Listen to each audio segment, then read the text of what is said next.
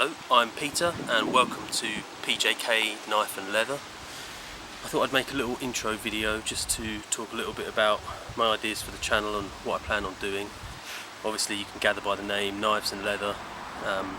I do a bit of leather craft and knife making, and also probably go into a little bit of some of my hobbies, camping, general outdoors, photography, tool restoration, a bit of blacksmithing,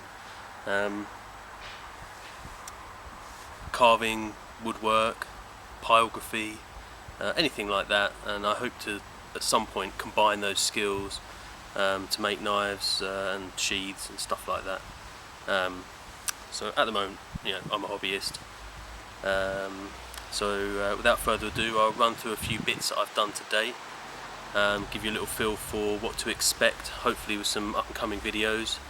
This is my first video I've done and my first take, so please forgive the sort of nervousness and general lack of professionalism probably. And the light's a bit iffy, it keeps going cloudy and sunny, so yeah, forgive that. So kick it off with a project I've just finished. A leather working hammer, which is really just for tapping down the stitch line, a little over the top to be honest. So the face is mirror polished, satin in the middle, and then hammerite painted on the centre. Hickory handle with an ebony stain, and then finished off with a beeswax. Yeah, it's come out nice. It was a old cobbler's hammer that was in terrible rusty condition. I might pop a couple of pictures in of the original here.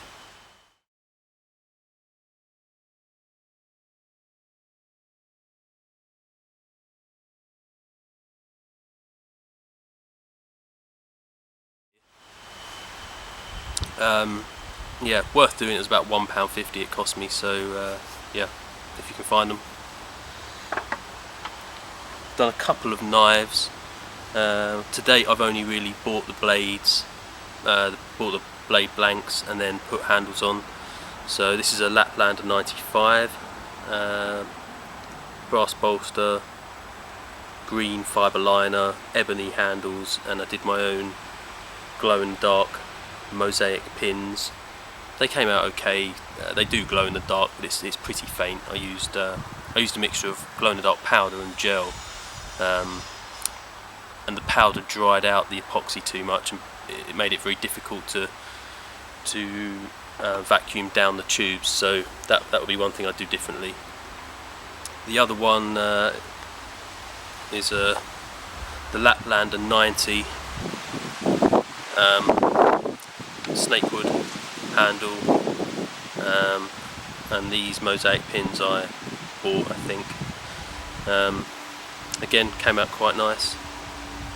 I do plan on making my own blades.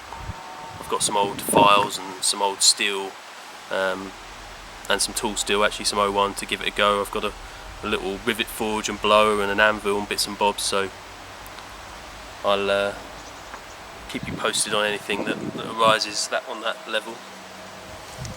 Quite into my knives in general. I've just picked up fairly recently this Southern & Richardson dagger, leather stack handle. Pretty original, I think. Leather sheath. I might redo the sheath. Leather work wise, to date I've really done stuff for myself and for friends that I find useful, help me out with my bushcraft, or just general items to carry bits in. So Laplander sheath and dangler, stitched all the way round, which is a bit of a pain, but worth doing I think. I prefer the finish. Nice solid friction fit. Yeah, enjoyed that. That was my second item I made. The first was a little friction sheath for my UK PK, which is the VG10 version with the G10 liners. Overpriced really for what it is. It's a nice knife, it holds a good edge, the steel is better than the 40 odd pound UK PK, but not sure I'd buy one again.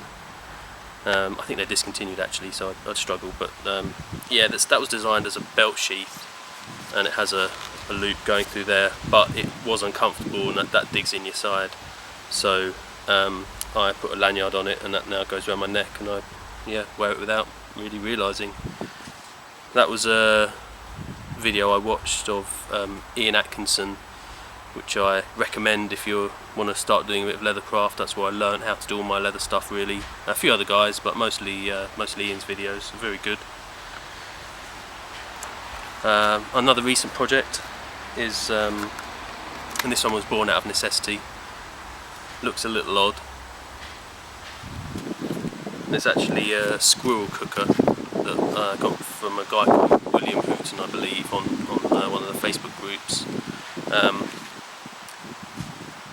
This just holds the squirrel cooker, both sharp pointed sides, and close that down, and then you can just pop it in your pack. I had mine sitting out my pack and someone almost impaled themselves on it, so I thought make one of those. Do a little bit of carving, and recently bought a cheap cookser, and a bit of a Game of Thrones fan, so I've carved a little dire wolf in there, and a bit of a cheesy bushcraft motto, I suppose you could say, on the body of it. Not the best quality, but for what I wanted to do, served its purpose. On another little tool restoration project I've just finished is this arbor press. I have done a little video actually detailing this, and this is just for using the Tandy craft stamps, 3D and the 2D version. You just pop it underneath, pop your leather under, clamp it down, hold it. It's just, instead of banging away on my desk, making a great big racket like I used to. Flashlights, obviously a bit of a necessity when you're out camping and general outdoors.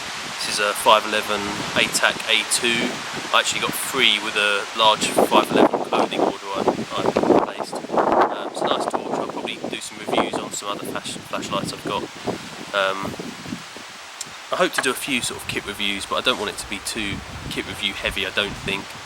But that's really, in a nutshell, fairly large nutshell, what I want the channel to go. I might take commissions for leather work and knife making bits, although personally I don't think my skill set is enough yet to do that, but feel free to drop me a message. Prices wise, I will be pretty competitive as I'm growing my skills, and I won't be ripping anyone off, that's for sure. Drop me a message. If I feel I can make a good job of it, I'll take on projects. If I can't, I'll just say not me for now, and probably suggest someone that I know. That's probably it for now.